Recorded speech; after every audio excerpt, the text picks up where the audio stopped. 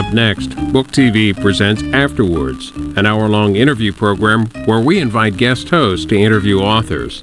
This week, author and journalist Tariq Ali talks about his latest book, The Duel, Pakistan on the Flight Path of American Power.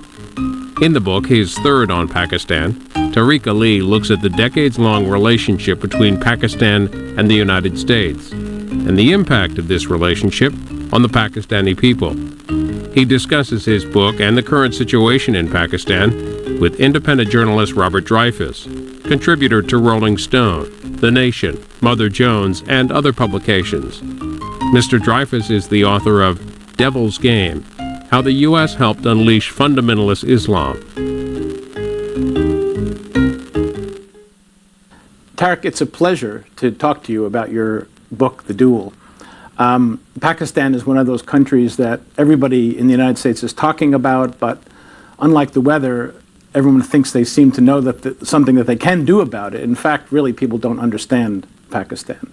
I hope that people do some reading of this latest series of books that have come out, above all yours. As we talk here, they're still, I guess, cleaning up the mess at the disaster site in Islamabad, where the Marriott was bombed. And we now know that almost the entire Pakistani leadership, including the president and the prime minister, were supposed to have had a dinner there the very evening of the bombing that they changed at the last minute, which means that the Pakistani leadership could have been decimated. Leaving aside America's interests in fighting al-Qaeda, from the standpoint of Pakistan's interests, do you think that this is a mortal threat to the Pakistani state, and do you think that they're equipped to be able to deal with it going forward? Bob, there was another reason for the attack, according to the Pakistani media, which I've been reading quite closely. One is, of course, that the cabinet and the president were going to be eating at that hotel and changed their venue at the last minute. The other reports now surfacing inside Pakistan are that a whole group of Marines arrived with steel boxes which circumvented security, weren't put through the scanners on September the 17th. And that news of this spread rapidly. But who knows whether it was one or the other. The fact is that the escalation inside Pakistan, in my view, is a direct result of the escalation of the war inside the tribal areas of Pakistan, following the decision by the United States to go in whenever they wished and drop bombs, send in predator drones, consider violating that country's sovereignty. All the reports coming in from that region suggest that this has seen a big increase in Pashtun. These are the people who live there, the Pashtuns, in Pashtun nationalism against the foreign presence. A report on the BBC by one of their veteran South Asian correspondents, Owen Bennett-Jones, a few days ago, reported that he had been talking to liberal, secular, beardless Pashtuns in the capital, Peshawar. And he said they were just desperate, saying, you are pushing us away by the way you are behaving in this part of the world, and soon we will have no alternative but to fight against you. Now, when people like this start saying this to the BBC in public, it's a sign of how bad things are. So I think the Marriott is one episode in an escalation that is taking place in that region as a result of the war in Afghanistan going badly wrong. Obviously, these militants, the jihadis, call them what you will, are now threatening the Pakistani leadership because they see this leadership as complicit in what the United States is doing. I don't think that they are anywhere near strong enough to take on the Pakistani military, which is a very large force. But I think they're certainly capable of creating mayhem, as they did at the Marriott. You say in your book that the threat of a jihadi takeover of Pakistan is remote. And of course, the religious parties, the fundamentalist parties, don't do well in elections and so forth.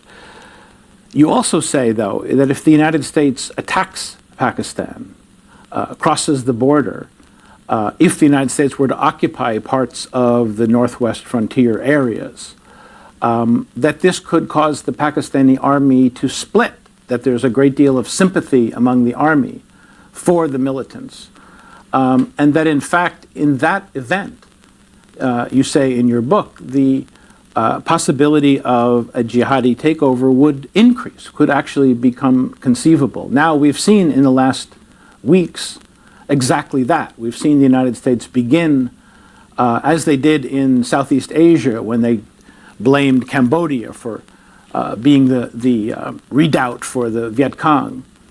They've now expanded the Afghan war directly into Pakistan. So does that mean that the army in Pakistan could split, that the appeal of the jihadis and the militants and the Taliban could increase to the point where it actually becomes a threat to the Pakistan state? Well, this is the million-dollar question, as they say, Bob. I mean, I'm very nervous, to be blunt with you. I think that the unity of the Pakistani High Command, of which they're very proud, has never been broken so far. But if there were to be a direct U.S. military presence, I'm not now talking about cross-border bombing raids. These create real anger and bitterness in the region. I'm talking if the U.S. decided to go beyond that in phase 3 of this latest offensive and actually send troops in. That, I think, would really put very severe strains on the Pakistani military leadership. As it is, and this is not a fact much talked about in the West, Pakistan and its army has lost more soldiers in the battle against the jihadis on the northwest frontier than any single NATO country. Pakistani soldiers have died. Some have given themselves up rather than fight. Young Pakistani officers sent for a tour of duty to the northwest frontier. Some of them prefer to take early retirement and move out of the army together. Why? Because they do not like the orders given to them to shoot their own people, regardless of who they are. It's this that creates the tension. If the US were to make a serious move into Pakistan, I think the army would find it very difficult to preserve its unity unless, of course, it decided to resist and fight back, which is what the Pakistani generals are saying, that if there's a direct invasion, they would resist. Whether they would or could is, of course, another question. But the reason they're saying that is to preserve the unity of this armed force inside the country, which, after all, is the only institution with which the U.S. has preserved and maintained friendly relations now over 60 years. So if they're going to lose this institution in Pakistan, the consequences are unpredictable. Mm-hmm. In Iraq, the site of the other war, besides the Afghan-Pakistan war, it's often said that there's no apparent Nelson Mandela there. There's no apparent unifying figure, no politician who commands national loyalty and respect the way Mandela did in South Africa. But it's clear that that's also true in Pakistan. You call in your book Pakistani politics, you compare to a desert, and you say there's not even an imaginable oasis there. You're very hard on the Pakistani leadership over decades. Is there any possibility in that country of a strong, authentic nationalist leader or leadership developing? Is there anything on the horizon? Or if not, what's the potential for that? Where would that come from? Well, official politics in Pakistan, the two principal parties, the party of the late Benazir Bhutto, which she bequeathed in her will to her son and her husband till the son came of age.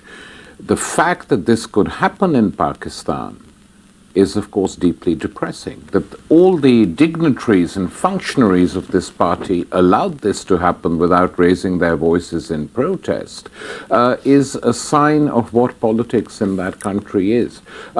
the opposition to the PPP comes from the Sharif brothers and their political organization, the Muslim League. Both these parties and the gang of politicians Musharraf relied on in his last 5 years are deeply mired in corruption, Bob. And everyone knows it. They loot the country. They make money from being in power. Power for them is a springboard to loot and accumulate wealth, and they have all done it. So they are pretty discredited with ordinary people. And we are now talking of a time when the price of wheat, from which people poor and middle class make their bread, is so high that it's unobtainable and unavailable and inaccessible to a large swathe of the population. We have a situation in Pakistan where, according to the latest UN development statistics, 60% of children born in that country are being born stunted because of malnutrition. These are the scale of the problems which confront Pakistan's political leadership, and they so far have been incapable, military or political leadership, of dealing with these problems. Now, Nelson Mandela is a far cry in Pakistan, but there is one figure who emerged over the last few years who really won the respect of ordinary people in a way that I haven't seen in Pakistan for a very long time, and that was the Chief Justice of the Supreme Court. This was a guy who gave judgments that favored the poor, who judged without fear or favor. He made himself extremely unpopular with the Pakistani establishment and the Western establishment because he refused to accept that people could be disappeared off the streets. And he was removed and sacked in a very brutal, cold-blooded fashion. He remains one of the most popular figures in the country.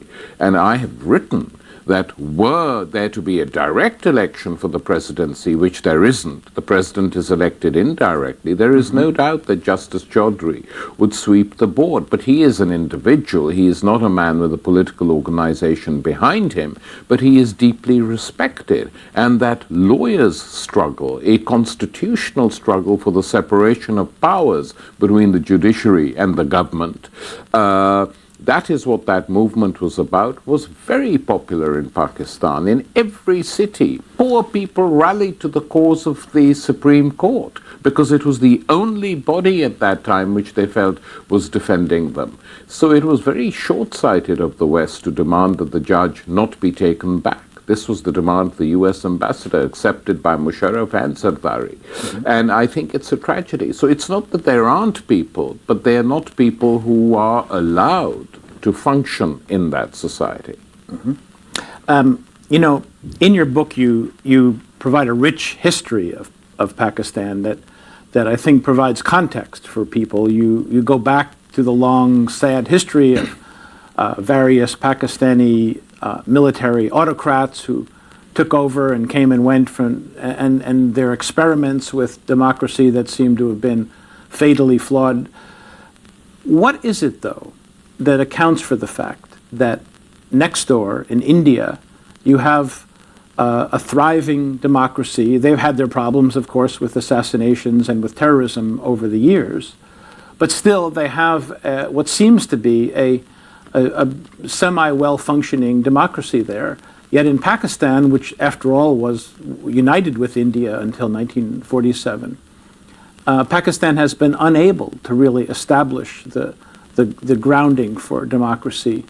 Certainly it is not because Pakistan is a Muslim country, although detractors of Muslims would probably say that. But what's your explanation? What is it in the history of the two countries that makes it so hard for democracy to take root there? Well, the subtitle of my book, Bob, is Pakistan on the Flight Path of American Power. And this has been the case since the early 50s onwards, that ever since Pakistan as a country and its ruling elite really became an asset of the United States, they have done its bidding. And the only institution in that country which the United States saw as functioning and with which they could deal was the Pakistani military. So every time they felt that their interests were being threatened by the possibility of a general election that might produce a government that would take Pakistan out of its security pacts with the US, Iran, and Turkey, which dominated that region in the 50s and 60s, they asked the army to strike. And the army did. And when the army came, the dictator stayed in power for at least 10 years. That's the time span of the rule of each single military dictator. Then, later on, after this dictator was removed through a mass insurrection, more or less, the country split up because the dictator who succeeded him, while permitting an election, refused to accept the result. So Pakistan's, and Nixon and Kissinger tilted towards the dictator. So Pakistan split up in 1972. Then you had a brief period of populist experiments where a great deal was promised by Benazir's father, Zulfikar Ali Bhutto, but very little was actually delivered on the ground. And Bhutto then became interested in the idea of developing a nuclear bomb because India had a nuclear bomb. And Kissinger said to him, "If you don't desist, we will make a horrible example out of you." Bhutto wrote that in his death cell. It's now been confirmed by others who were present. And they made a horrible example out of him. Another military coup, Bhutto arrested on fake charges and hanged. And that period of General Zia-ul-Haq was the most distressing, brutal period in our country's history. And that is also the period when the Russians go into Afghanistan. So Zia becomes an absolutely vital asset for the West to wage the jihad against the Soviet Union, with encouraging jihadi groups, paying for them to be trained, giving them weaponry, and all the monsters that they spawned at that time are still with us.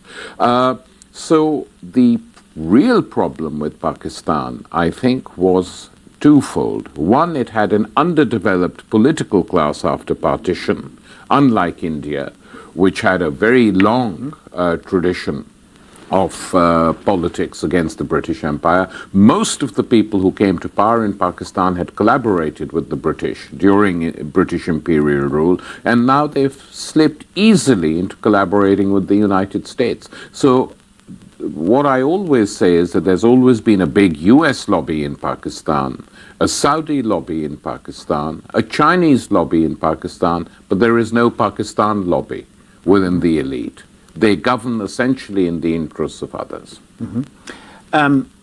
Is there any chance that any of the political parties, especially the PPP, the Pakistan People's Party, could be transformed or reformed, could emerge as an authentic standard bearer for Pakistani national aspirations, or do you think we need to wipe the slate clean and start over again?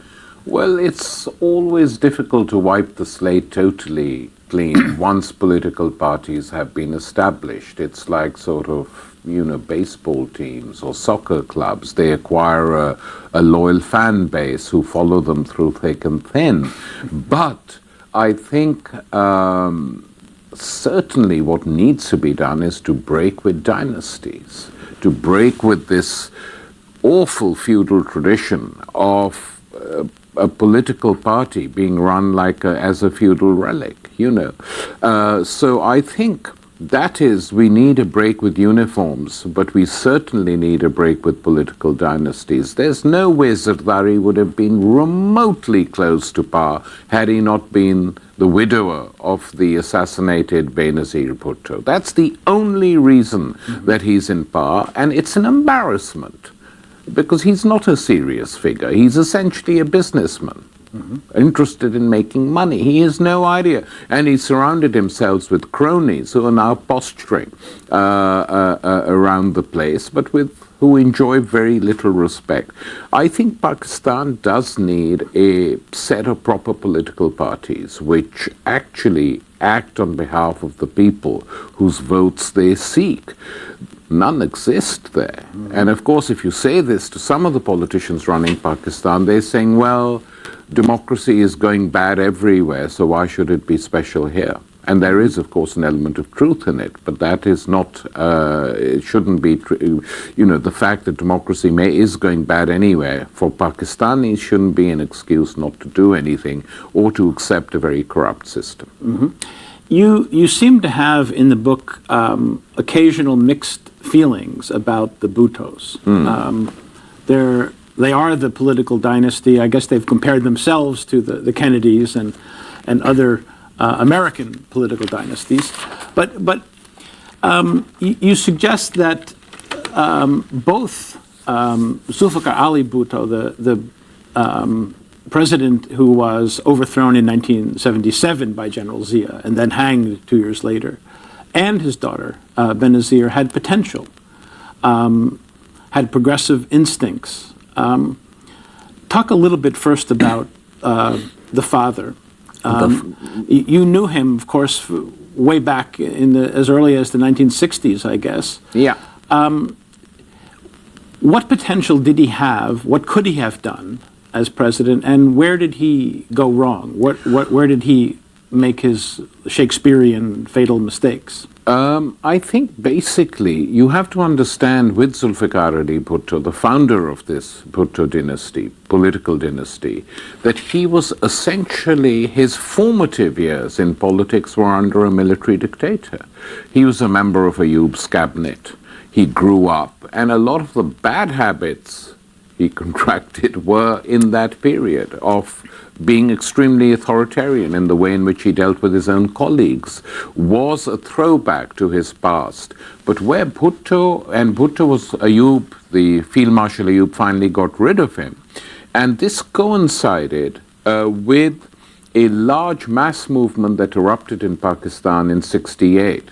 Now, there's a lot of talk this year about the 60s all over the West, but the Pakistani 68 is ignored. This was a student uprising against the military, which triggered off a much wider movement in the country, something that didn't happen anywhere else consistently. And for 3 months, from November '68 to March '69, the students and workers and middle-class layers and the urban petty bourgeois layers fought against the military, despite heavy casualties they suffered, and finally won. The dictator was toppled. And many of these activists went into the PPP. And many of these activists went into the PPP, Bob, because Bhutto was one of the few politicians who supported the movement, who put himself at the head of it, who became its voice, and who denounced the military with which he had worked in very sharp language. And so, and in the course of this, he developed a simple program, Roti, Kapra aur Mokan, food, clothing, and shelter for all. Very simple, but very powerful. And this became the emblem of the PPP. This is what we are going to give you if we win. And the country was totally polarized. And Bhutto swept the elections in the western part of Pakistan in 1970, defeating the most entrenched, established landlords all over the country. His party won. And the joke used to be that if a dog stood with the PPP label, the dog would be elected to parliament. And so there was enormous expectations. Then the country split up, and Bhutto's role in that was none too good, but nonetheless, after the split, he had the chance to do whatever he wanted. There was no opposition. The army was crushed. It had broken up the country. It stood defeated. The mood in the country was, we need some radical transformation. So this was really kind of a turning point, right? Big turning point.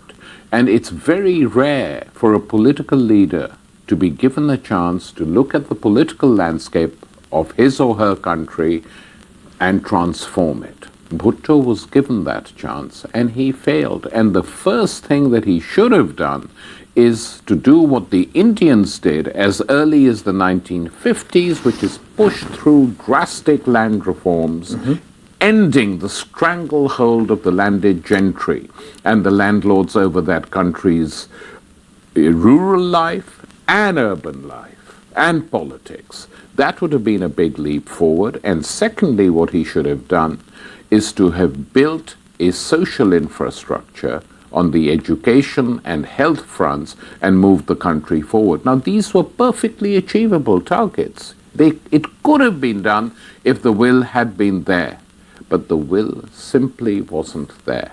Instead, he got involved in grandstanding and posturing on the global stage and nuclear weapons and all that, while the country at home, the people continued to languish.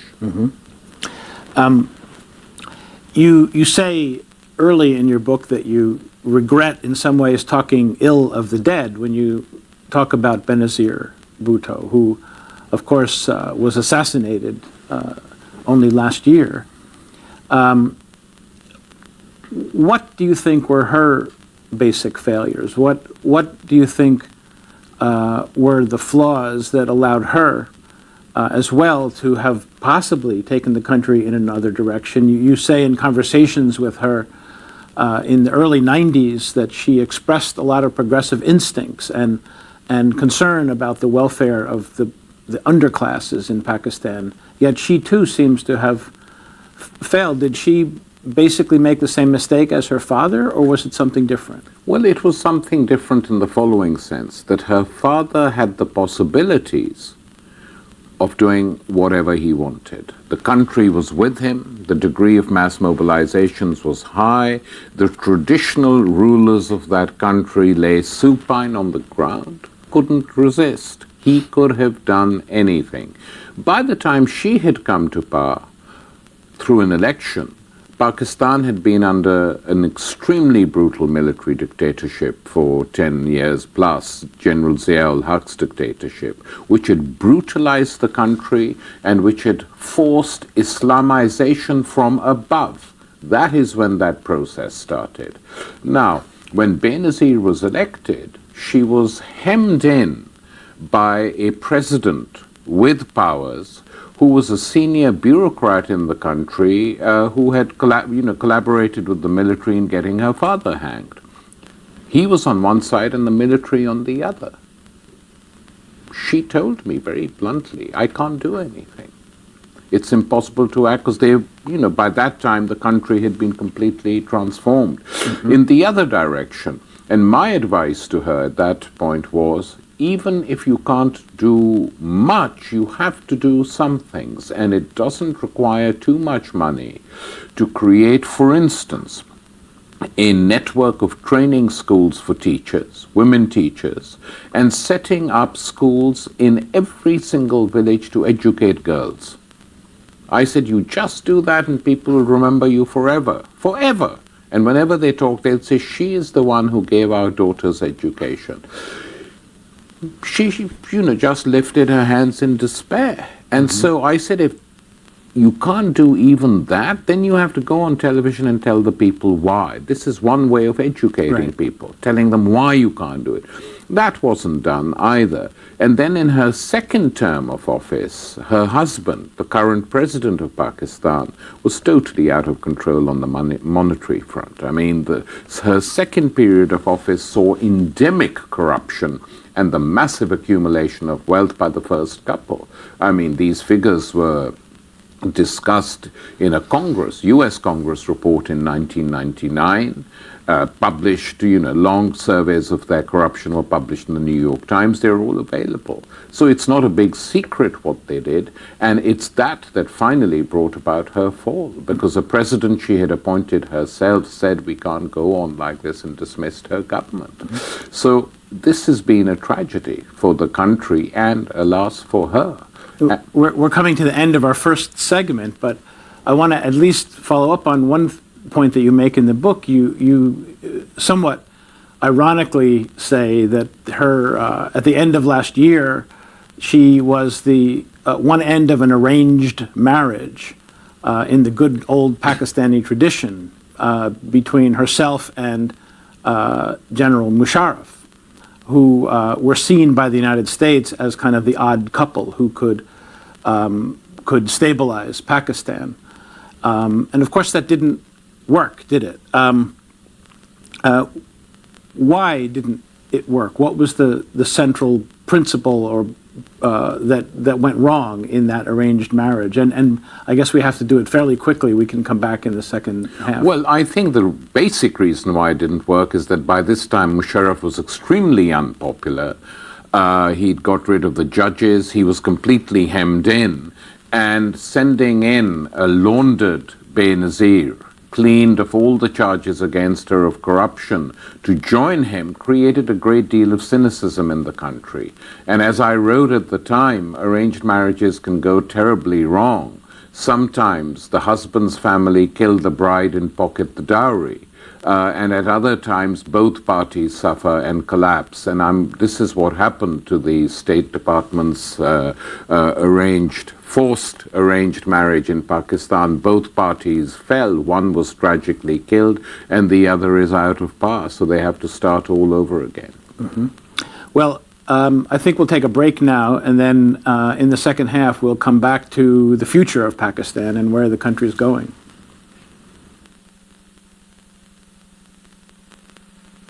Afterwards and several other C-SPAN programs are available for download as podcasts. Visit booktv.org.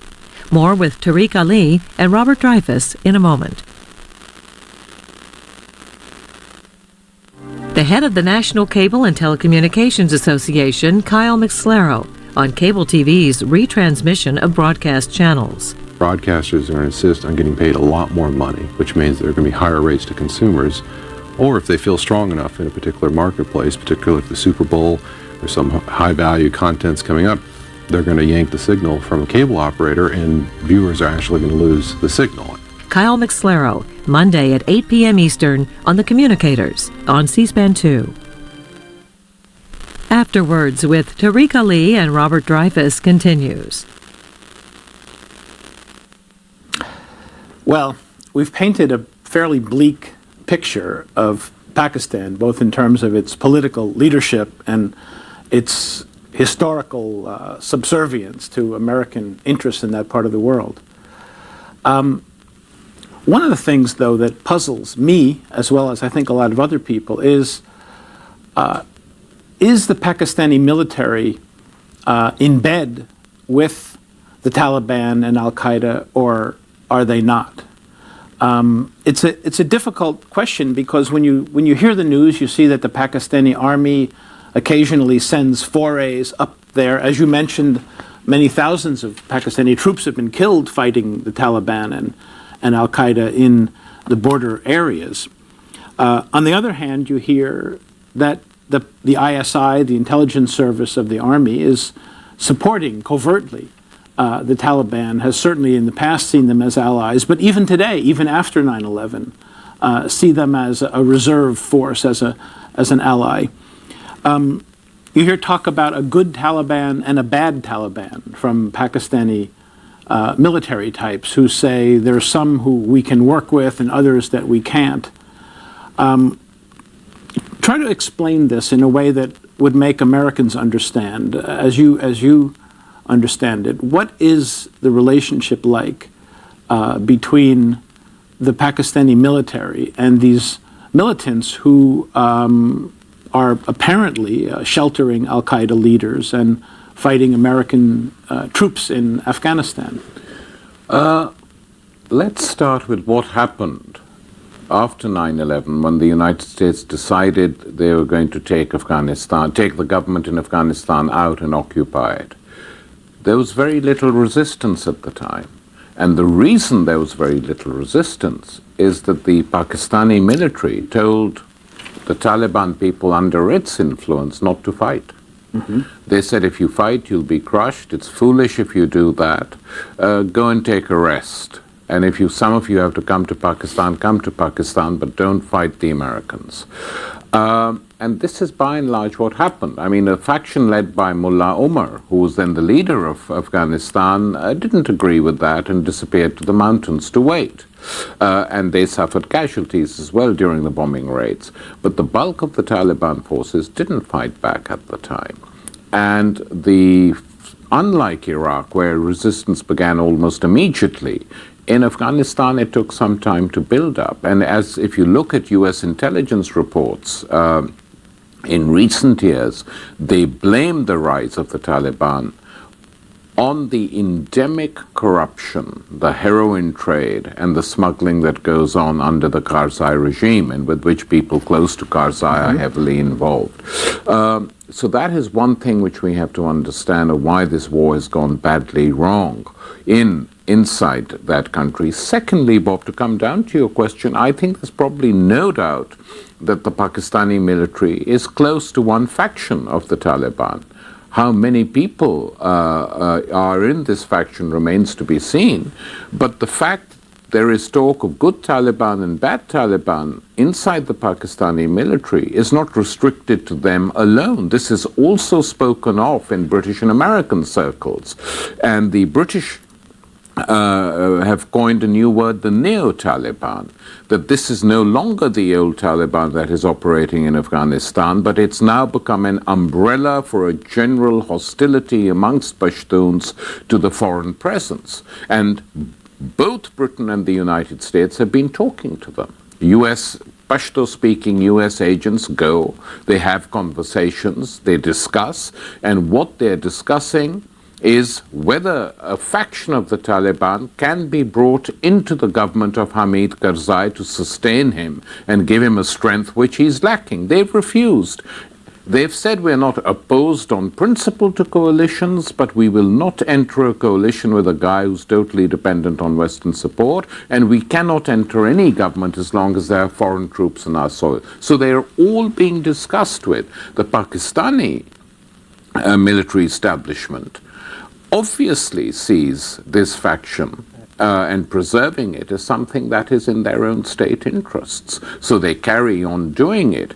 And I think often the mistake is made of saying that the ISI is somehow different from the Pakistani military high command. There may be odd ISI operatives on the actual border with Afghanistan who sometimes take unilateral decisions. That is possible. It happens wherever countries are engaged in conflict. But by and large, the ISI, large though it is under the control of the Pakistani High Command. The current leader of the Pakistan Army, General Kiani, before that, he was head of the ISI.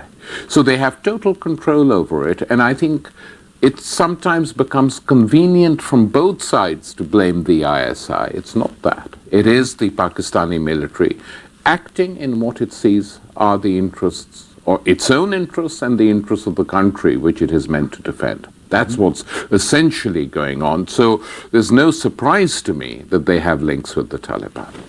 Well, earlier this year, we had the remarkable event of the president of Afghanistan, Hamid Karzai, and the United States both saying that they had incontrovertible evidence that the bombing of the Indian embassy in Kabul was carried out by terrorists who were supported, organized by the ISI.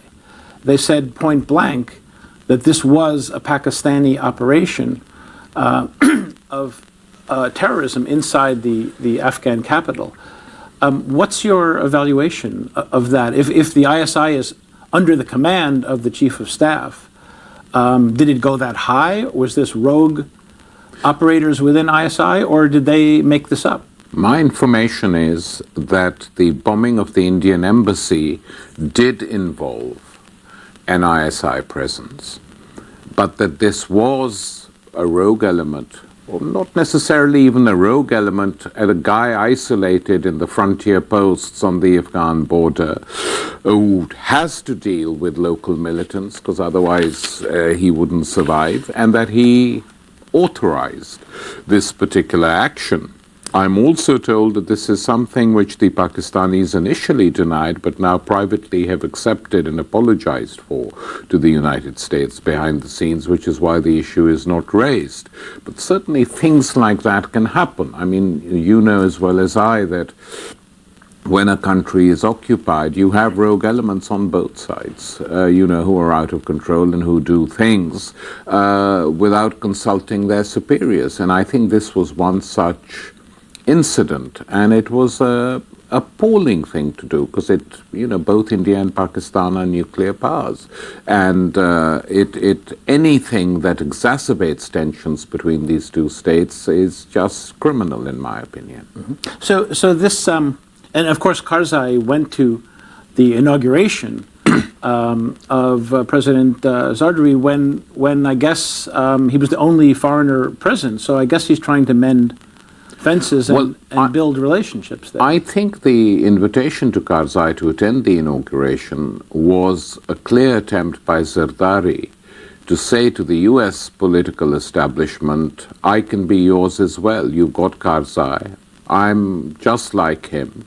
We're both the twins who'll fight the war against terror for you as long as you keep on backing me. I think that was a very clear message being sent to people in the United States who had helped Zardari into power, which certainly wasn't, as we now know, the State Department, but it was Cheney's office in Khalizad who helped to propel Zardari into power by giving him advice, by organizing the fall of Musharraf. And this was Zardari saying thank you very publicly. Look, I'm standing with Hamid Karzai, who is not a popular figure either in Afghanistan or in Pakistan. So that was very clearly intended for the West. Yeah. We talked earlier about the Bhutto dynasty, and you you described the Pakistan People's Party as in your book as a family heirloom, sort of passed on from generation to generation. Now the young, I guess, 19-year-old son of Benazir Bhutto is the life chairman of the party or something like that. Yeah. He seems like a Machiavellian figure now, Zardari. In your book, you basically blame him for the assassination of his son. Really, I mean, not his son, his brother-in-law. Benazir Bhutto's brother, who, along with his other brother, formed a militant resistance movement. Could you talk a little bit about that? I think it's shocking to hear that the president of Pakistan could have been involved in the assassination of his brother-in-law. That is what he was charged with. As I point out in the book, he was never tried for that. But the case against him was quite strong. I've seen all the documentation. Look, Bob, you have Murtaza Bhutto, who was slain in power, in his house, family house in Clifton. You have his sister in power as prime minister. The police decide to ambush Murtaza Bhutto as he is going home from a meeting outside his house. Senior police officers are on the scene. The ambush is carried out. This boy and some of the people with him are shot dead. He lies on the floor outside his house bleeding, and it takes ages before an ambulance even comes to pick him up. And this has not been authorized by someone high up. It's mind-boggling to think that it could be done. What is said in reply to these charges is that this was done yet again by the ISI to embarrass Benazir Bhutto when she was in power. Well, I don't believe that, to be honest. I've seen no evidence suggesting that. And there is evidence to suggest that, and everyone knows that Murtaza Bhutto, Benazir's brother, and Zardari loathed each other. That's not a big secret. They'd clashed. Murtaza Bhutto had accused Zardari of destroying the Bhutto name, destroying the family, accused him of corruption. He used to denounce him in public. And Murtaza Bhutto was taken out. And senior police officials were involved in this whole business. And the commission of inquiry that was set up by Benazir Bhutto herself pointed the finger in the direction of Zardari in the official establishment. So he was never tried for it, so we can't say he's guilty. It's important to make that distinction, but certainly there are very few people who believe that he wasn't responsible. And it's important also to say that these are not just conspiracy theories like who killed Jack Kennedy in 1963. This is actual factual material that suggests that the president of Pakistan was involved in a political assassination of someone in his own family. And on top of that, as you describe in the book, literally billions of dollars are at stake in terms of corruption. There were legal cases all over the world against him and his wife to some degree, of course, his late wife. I think you say that up to $1.5 billion perhaps was looted from Pakistan by the family. So this is something that I guess most people who now see him being lauded as a potential savior of the country ought to understand, right? He's coming to New York. I guess today he's going to meet with Sarah Palin, among other luminaries. That should be an interesting meeting. What accounts for the plaudits that this man is getting in the United States? Well, that he's now decided he wants to be a poodle of Washington. He will do their bidding. And from Washington's point of view, it's quite convenient to have a creature like him because they have so much on him that, you know, which can be used. Right. So I think that is why. And, you know, the memory of people in this day and age, Bob, is so short that anyone can be laundered and made to look very clean if the global media networks in the United States wants them to. But I think it was one thing to do that with Benazir Bhutto, who did have, you know, there was still a well of affection for her in the country. I mean, I was very critical of her, but, you know, many other people weren't. But for this guy, whose last time there was a big serious opinion poll in the country, his ratings were even lower than Bush. He stood at 14%. People don't like him, they don't trust him, he's regarded as completely corrupt, and the fact that he's now a total poodle of the US will make him even less popular. So even from the point of view of the US interest, he's not a great figure to have running the country. It's a big tragedy for Pakistan, this, and his particular elevation to the presidency is, I think, probably a very, you know, one of the more debased episodes in our country's history. You can't write off what has been done by these people, you know. Mm-hmm. Some people say, oh, give him a chance, he'll turn a new leaf. I doubt it very much, because politics is not the dominant idea in his head, leave alone political principles. Mm-hmm. This is power for its own sake. Mm-hmm. The core of your book really is a discussion of America's role in shaping and guiding and manipulating, sometimes overtly, sometimes from behind the scenes, Pakistani politics. You use a very funny term in your book. You say that in Pakistan, stooges were often called spoons, and sometimes Pakistani leaders have been confronted by crowds of people waving spoons at them to show that they have contempt for these kinds of leaders. You also somewhat humorously described Pakistan as the condom for the United States in its intervention into Afghanistan. But these kind of terms of ridicule resonate in Pakistan, don't they? In a country where you have so little access to health care, to education, even to clean drinking water, certainly to jobs and you know, a livelihood of dignity.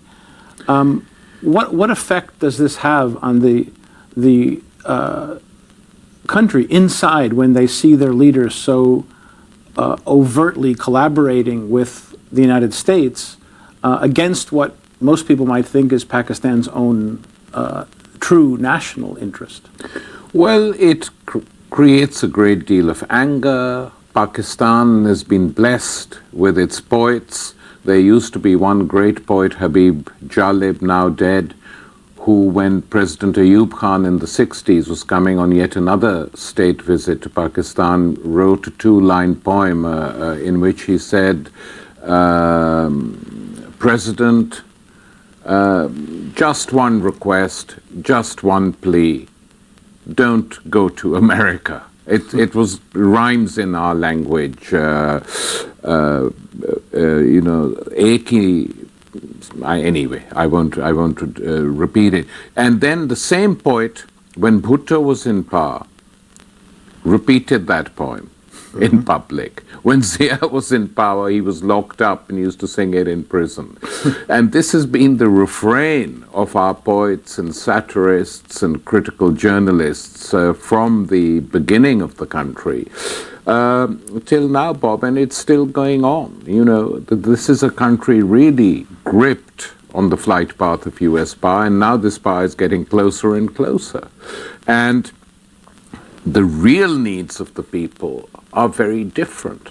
These needs are not being supplied by either the jihadis, who are not popular in Pakistan at all, or the military, or the political class, or the United States. And the problems are what you've just described and what I go into great detail in my book, that the real task is to modernize the country in the best sense of the word. You know, when I was researching this book, I went into places and talked to people. And there was one poor family I spoke to, really poverty-stricken, and I said, if you had the choice, what would you like the most? And she said, for my children, all my children to be educated, and for them to learn English. Now this surprises people, but the language, English as a language, is spoken in Pakistan largely by the elite. And so people see this as yet another thing which they have no access to, because they see if you know English, you can go abroad, you can get another education, you can read books which are not available in your own language. And I often say to friends in Pakistan that Dr. Mahathir in Malaysia, another Muslim country, has succeeded partially in modernizing that country, and that for the last 30 years, English has been a compulsory second language for Chinese and Malays. If Mahathir can do it in Malaysia, why can't any Pakistani government do it in Pakistan? And it's tied into the fact that this is really an incredibly corrupt and callous elite. A friend was telling me the other day that there was a large, lavish wedding from within the elite in the city of Lahore, where there is widespread poverty. And the tents they had organized for the wedding were mimicking the court at Versailles in France in the 18th century, with lots of mirrors, etc. That food and wine flowed through the whole night. And outside the wedding, the drivers who brought these people, the chauffeurs, were sitting huddled up in the cold last winter, waiting for it. And there is now great anger on the basis of the class needs of the poor in Pakistan. You know, needless to say, most of this is invisible to American policymakers. At least it's not something they think about. Someone very smart told me once that in Iraq we didn't invade the real Iraq, we invaded the Iraq of our dreams, and not the real Iraq, the one that we later found to be there. In Pakistan, we seem to deal with the Pakistan of our nightmares, the country that is the source of terrorism that strikes America, but we miss the real Pakistan. And that's what you're describing just now. What can the United States do to get a grasp of the real Pakistan and to understand the underlying problems that lead to the appeal even of some of these jihadis to ordinary Pakistanis who are pushed to the end of their rope? All they need to do is to open their eyes, Bob. I mean, there's a large American presence in that region. There are lots of very intelligent US journalists who visit that country and see it. They should report what they see, and some of them do, to be fair. But by and large, American policymakers look at Pakistan essentially, the gaze, the US gaze, as far as Pakistan is concerned, is how do we use this country to serve our needs in the region, and now particularly in relation to the occupation of Afghanistan. And that has always been the gaze of the United States during the Cold War. How do we use this country as a pawn to marginalize India, which refuses to do our bidding? It's always been like that the country is seen in terms of US interests and not the interests of the majority of people in that country. And this is partially what has brought us round to this pass. You know, people say, yeah, we know what we did in the 80s against the Russians, and yeah, mistakes were made. But, you know, for you, they are mistakes because you're now far removed from them. Though they didn't remain mistakes when the people who you'd worked with finally hit back in 9/11, former allies. So history has a way of never going away. It continues to echo, even if you want to forget it. And in Pakistan, these echoes are very strong because people know what was done to that country and what is being done now. That explains the unpopularity of the United States. I mean, the New America Foundation conducted an opinion poll some months ago, and I think over 60% said that they regarded the United States as the biggest threat to peace in the region. 11% said India, which I thought was, the 11% figure was a figure which filled me with hope, that people are not seeing India as the main enemy in perpetuity, that there is possibility of changes and shifts in that region. Let's talk a little bit about that hope in the minutes that we have left here. You say something very important, which I myself have been trying to get across in this country and in my work, that the ultimate solution for Pakistan is a regional agreement that would involve Iran and India, possibly involving Russia and China to some degrees, and other countries that could create a security framework and a political framework that could help stabilize the country and to put it on the path of economic development as opposed to the American flight path that you say in your subtitle. Talk a little bit about what that might look like. There are two related things. It's in relation to Afghanistan. When I say, that we need an exit strategy from Afghanistan for the West. And I said this exit strategy shouldn't be what was done in the past, is more or less to hand over the country to one contractor, let's say the Pakistani military. I think that would not be in the interest of Afghanistan. But I think in terms of withdrawing from Afghanistan, which should be seriously considered, you could have a regional situation with Pakistan, India, Iran, and Russia guaranteeing a government in Afghanistan for 10 years, peace, because they all have support in that country, and the inflow then of proper aid to rebuild the country after a 30-year war, which has been going on. As far as Pakistan itself is concerned, Bob, the phrase I use is that it needs to readjust its time. Pakistani time has Pakistani clocks, speaking metaphorically, are adjusted to either Washington time or Saudi Arabian time. And they need to be readjusted to South Asian time. Pakistan is a major country, the sixth largest in the world, nearly 200 million people. India, of course, is the major country in that part of the world and globally, but we need a South Asian Union, is what I've been arguing for now 20 years, on the model of the European Union, where the sovereignty of the individual states is not challenged, but there's an opening of borders, there is trade between these two countries, and the years of war are ended. And there is demilitarization too. And I think this could be done, and within this framework, if you take Pakistan, India, Sri Lanka, Bangladesh, Nepal, you could begin to solve the contentious issue, the Tamil question in Sri Lanka, the Kashmir question between India and Pakistan, by the union guaranteeing the autonomy of these regions. Not giving them independence, which many of them don't even want, but guaranteeing their autonomy.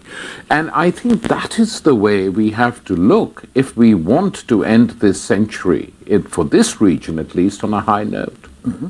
And what's the current state of relations between Pakistan and India? Of course, they've fought several wars. They've been on the brink of war even recently in this decade.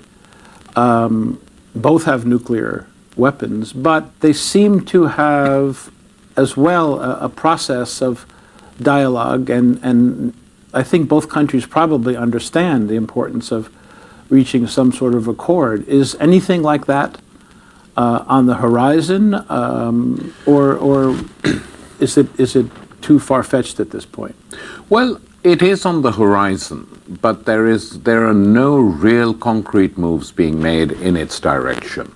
And at the same time, even as we speak, the area of Kashmir occupied by India has witnessed the largest mass civil disobedience movement, non-violent, ever in its history, demanding an end to the Indian presence. So it's not that Pakistan is the only country under pressure on the northwest frontier. India is under pressure from within Kashmir of people who say they don't want to be ruled by India. They don't want the presence of Indian troops in the region. So in this situation, it is essential for both the leaders of both countries and other countries to come together and think of a unified solution, which doesn't mean losing any sovereignty, but it means actually creating the basis for something good, filling people with hope for once rather than despair. Well, let's hope that the next president of the United States reads your book and is willing to give Pakistan and India and other countries in the region some breathing room to maybe work out their own solution. But I think we're going to have to end it